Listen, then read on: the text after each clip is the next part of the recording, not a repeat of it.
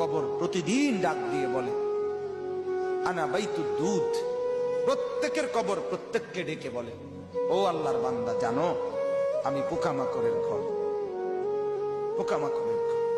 তুমি তো সেই বান্দা যে একটা মশা কানের পাশ দিয়ে উড়ে গেলে তোমার ঘুম বন্ধ হয়ে যায়, চোখ মিলে যায়। একটা মশার গুনগুন আওয়াজ সহ্য করতে পারো না।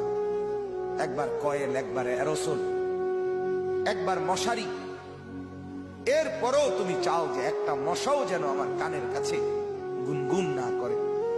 তো 5 ঘন্টার ঘুমের জন্য, 6 ঘন্টার ঘুমের জন্য বান্দা এই যত্ন নিলা, অনন্তকাল কিংবা বছরের পর বছর কবরের যে ঘুম দিবা, পড়ে থাকবা সেই ঘরে, পোকা মাকড়ের ঘর, সেই ঘরে তুমি ঘুমাইবা কেমনে, থাকবা? আমার বাপ